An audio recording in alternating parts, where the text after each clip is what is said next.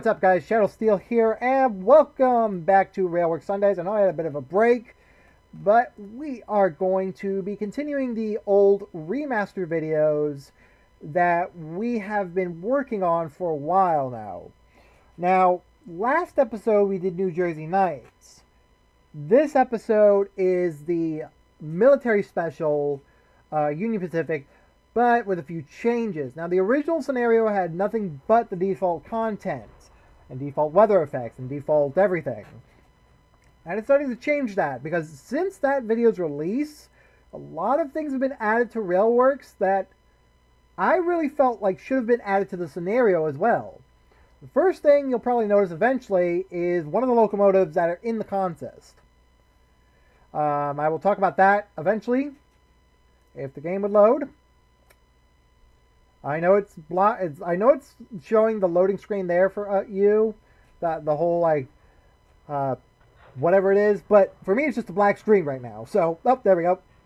So one of the locomotives you'll see right off the bat, though I am still in the SD70M-2 locomotive, which I think in Railworks is just referred to as the SD70M, but because this is a military special, I decided to swap out one of the other SD70 locomotives for another SD70, ironically. And I'm sure if you're well aware of if you've seen the title card, you know what it is, essentially, or even watched the beginning video at the beginning. It is Union Pacific 1943. I decided to swap out the rear SD70 unit with 1943 because it was more fitting for the locomotive itself, the training contest. Now, if I had the choice, I would have actually swapped out the lead locomotive with the 1943, but the dialogue boxes do not support that because they reference number 4884, which in and of itself has become rather famous within, I guess, pseudo-famous because of her association with a certain locomotive going over Sherman Hill. Now, by all accounts, I was actually talking with somebody recently, but a good buddy of mine. He doesn't. I told him about a few little things, like he and I have talked about trains and railroading and whatnot, and we got onto the topic of passenger travel and how, he had just seen a video of a train, his first video of a train impacting a car at high speed. And this was from his country. He's not an American, so he's actually from India. So he said that was the first time he'd ever seen it. And I told him, really? This happens every 3 hours or so here in the States. The whole, every 3 hours, a person or vehicle is struck by a train. And I told him this, and he's like, why would people do that? I'm like, I don't know, buddy. I don't know. It's the whole idea that they honestly think that they have the right of way, that they think that a train will stop before it reaches them, that the train is moving slowly. There's footage of a train, a Norfolk Southern train, mind you, that's going 5 miles an hour. 5 miles an hour.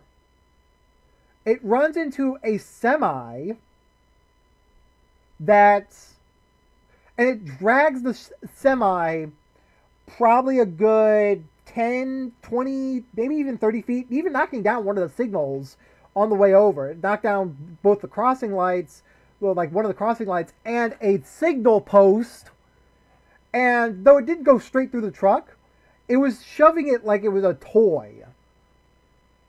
And people don't realize that because it was going 5 miles, because these trains are so heavy, that they don't stop in time when things are on the tracks.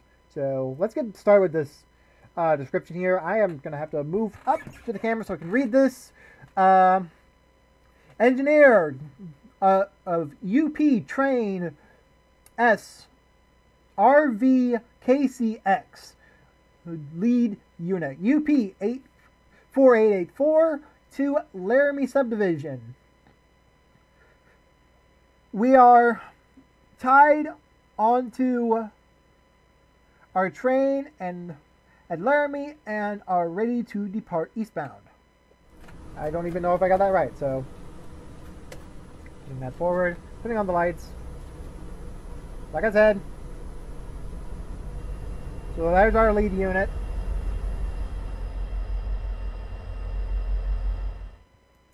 Laramie Subdivision Dispatch. I have a westbound stack led by UP-4826 approaching Laramie. Laramie now. Once he's clear and subject to signal indications, you can enter the main line and proceed east. There is a eastbound auto rack in front of you, so dispatch route. Okay. Like I said, I got the lead unit back here. Had to add him, honestly. I had to. And you're probably going to also notice as the stack train eventually approaches. There he goes. Actually, there's actually a few changes already right off the bat when you look into the yard. You have a few cars here, some that you may not notice. These are from Searchlight Simulations, the tank cars here. The train is completely changed, so it's no longer split up like it was originally. There's some more hoppers there. The hoppers are from Searchlight as well. Nicely done, nicely detailed too. So the freight cars are all split up in what I like to call, what are called units. So these are all units. But once you get towards the end of the train, you have this car. This is from Railworks America. You can get that on Railworks America, along with this car and another car that features Sherman. And then you got the double stacks over there, which you'll see in a moment, like some of the details to that. And over here, we got an EOT, or end of train device. Now you hear the whining. That whine is actually from the air compressor that's in that car, in this little EOT. I think there's a small little air compressor on board. Oh, what the fuck? It just moved. Okay. There's a small little air compressor in there that helps supply air to the rest of the train. So if one car gets snapped off, the emergency brakes are kicked on. Now, if that EOT is not there, it doesn't work. The train doesn't. In real life, the train will not brake if the EOT is not attached and the car is separated in some way. So that's kind of meant to keep the train together. So we're gonna also, as we here we go. So remember when I talked about the double stacks? Here she is.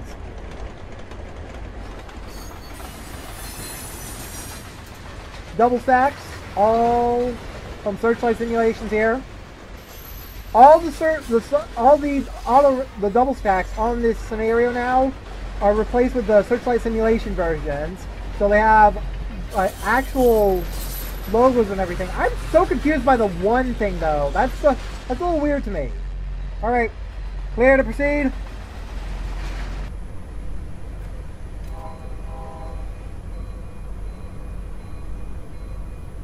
Okay, brakes are released. We're moving forward. So we're now moving.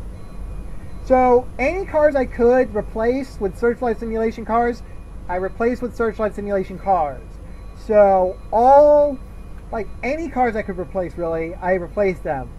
And there may be a handful of them, but there's not too many I could replace. Like the gondolas, wood chip hoppers, I couldn't replace those yet, because there's not a dedicated version available from another place that's more realistic.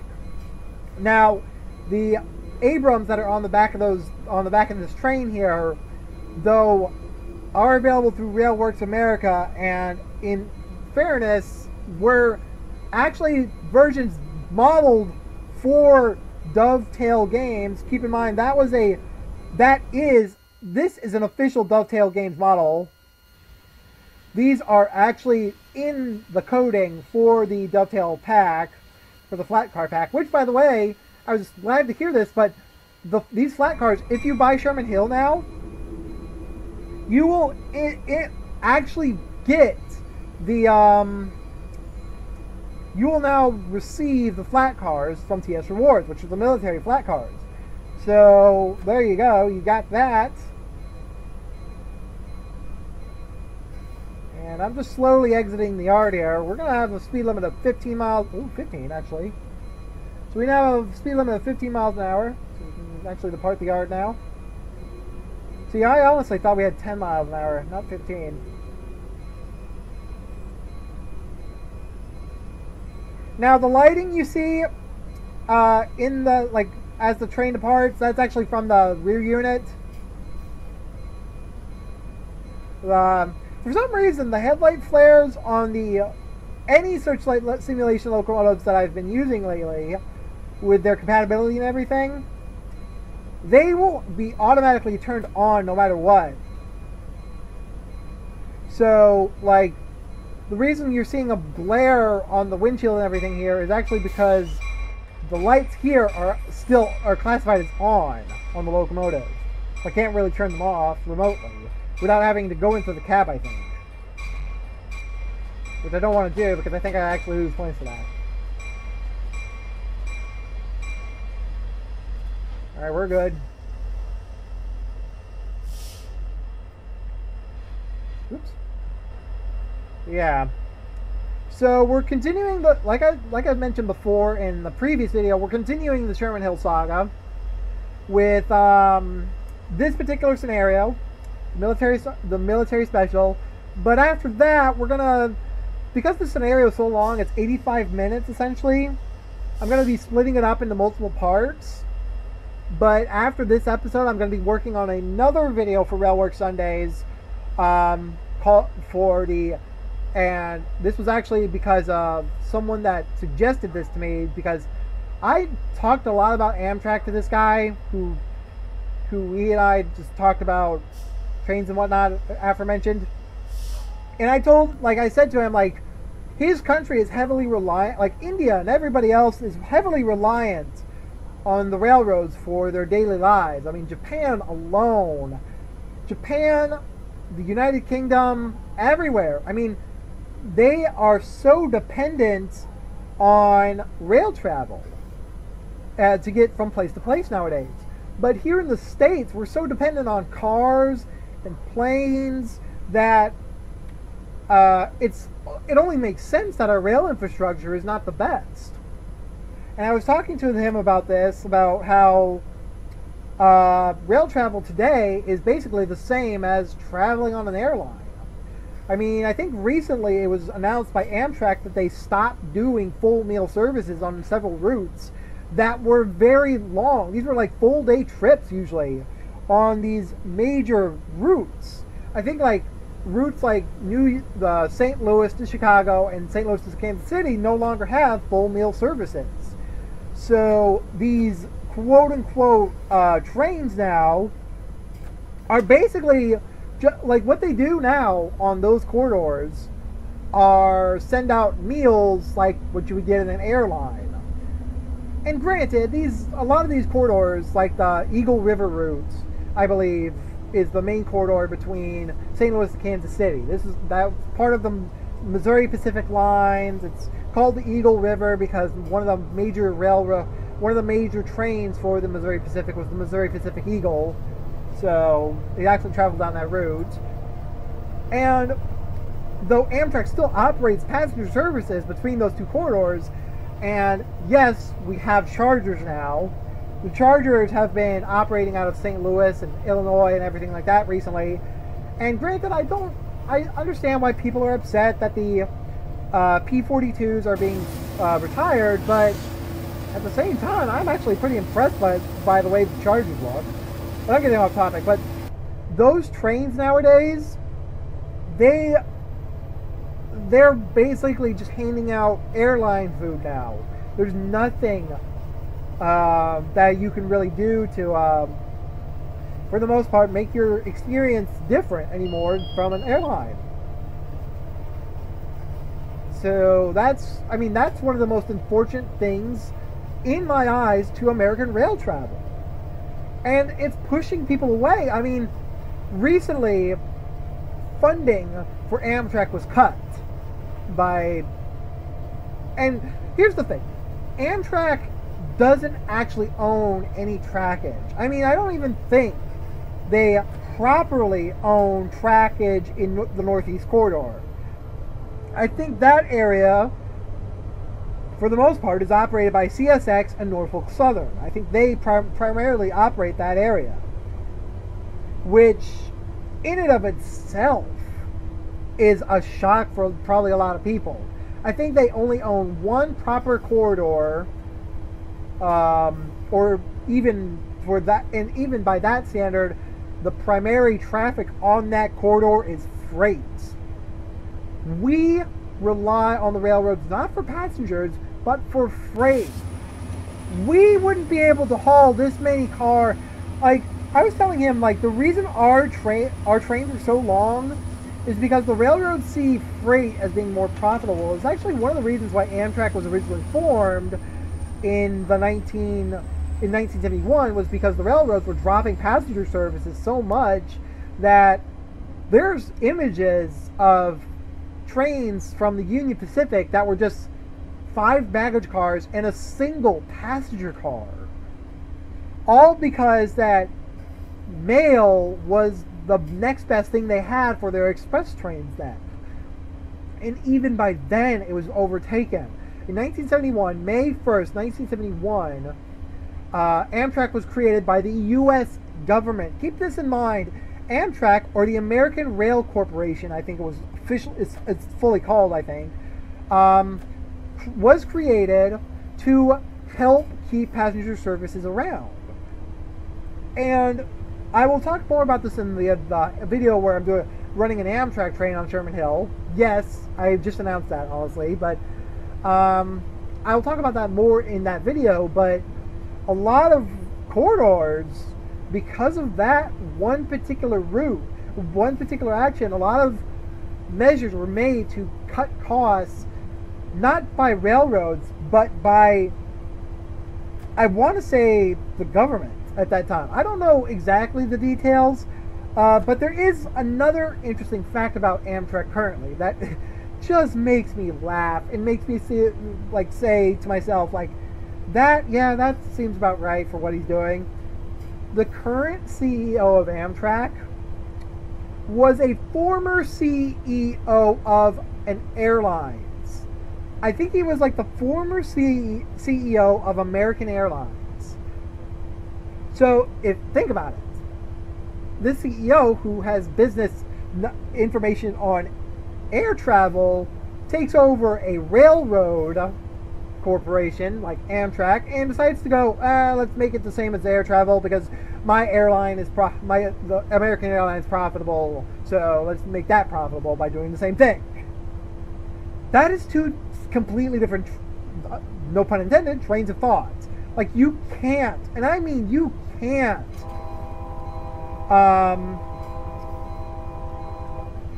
you can't simply just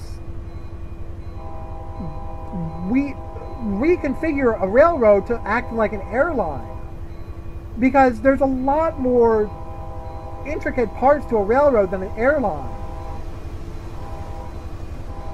There's another one. By the way, yep, there you go. There's some searchlight cars right there. But yeah, it's one of those things that, but again, I just don't understand why, like, for the most part, a lot of people don't realize how significant, at least at this point in time, the railroads have started to suffer, passenger-wise. And this has not been a new thing. Passenger travel in the United States has been going downhill since 1976, I believe. Now, granted, there was a boost in passenger traffic in the 1980s and 90s when Amtrak was like bolstering up their fleet and everything. They had more reliable equipment and everything, but it was still at a point where by the early 2000s, and the biggest boost to rail travel in the United States was sadly in 2001. Now I say sadly because this actually ties into why this video was originally created. This video was originally released on September 11th, 2001. If you don't remember, that was the day the World Trade Centers were attacked by Islamic terrorists. And that for, I think it was 3 weeks, maybe 3 months. I don't know. It was quite a while. All air travel was halted. And it was for a long time. I don't remember much of that time, but people remember saying that there were moments where they walked outside and it was dead quiet because no planes were flying in the sky. I live near an airport. Actually, I live near Spirit of St. Louis Airport. And interestingly enough, whoops, I probably should have kept an eye on that signal. That's a yellow. Okay, keep an eye on that. And one of the interesting things about it was that though I hear planes coming and going every day, I don't remember the quiet time between September 11th and further on because I was in first grade. I was like 5 or 6. So when that happened, I was like 8 or 9 because I was born in '93.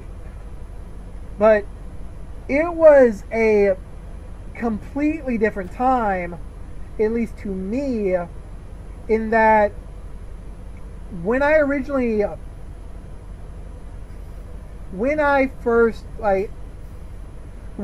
that attack happened, rail traffic supposedly had a boost because though tourism and everything was down, they weren't traveling by air.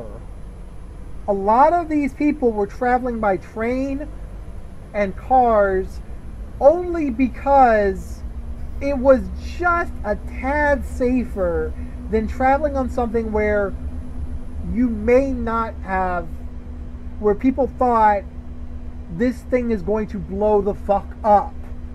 Now granted, there have been terrorist attacks on trains as well.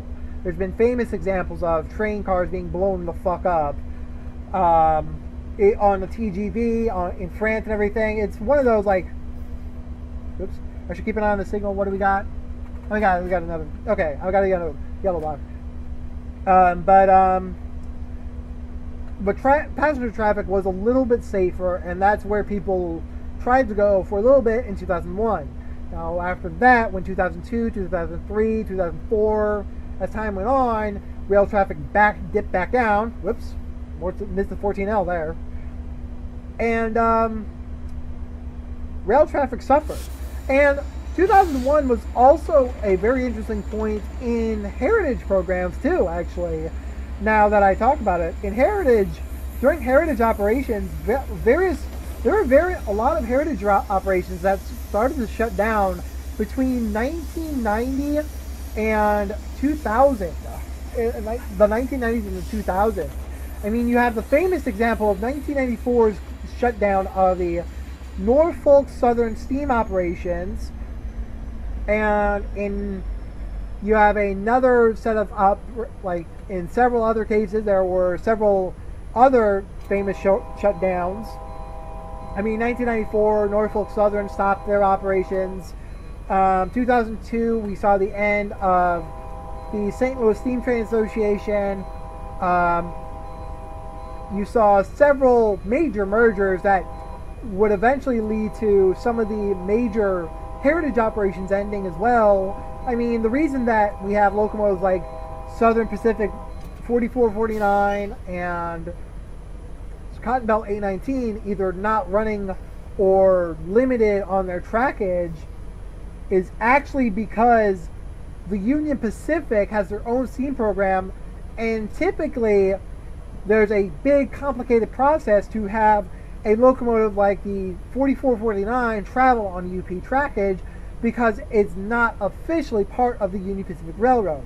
the Union Pacific Heritage Program has its own set of steam locomotives, and that's actually one of the reasons why I started the Sherman Hill saga, was because, not surprisingly, 4014 will be back in service this year, no doubt about it, because this year, 2019, marks the 150th anniversary of the Golden Spike. And I wanted to do something special for Railworks and everything, so I'm doing a few episodes in Sherman Hill. But nonetheless, we're going through this. Oh god.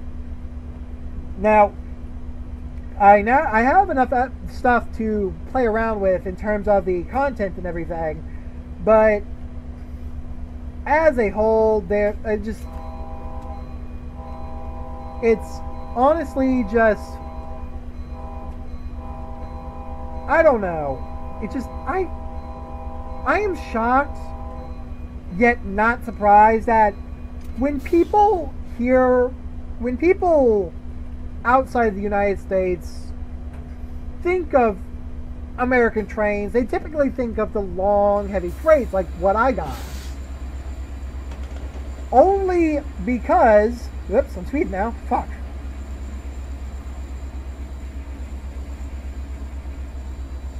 I'm still speeding, how the fuck? Whatever. I got enough silver on the scenario, I don't need to worry about that.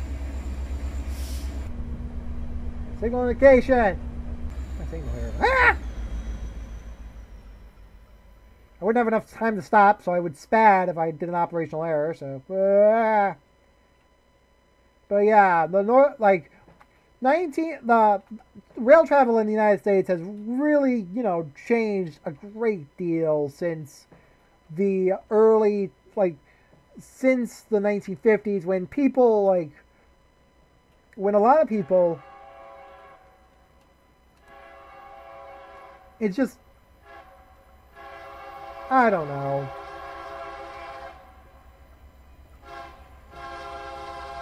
I'm gonna get at least one video of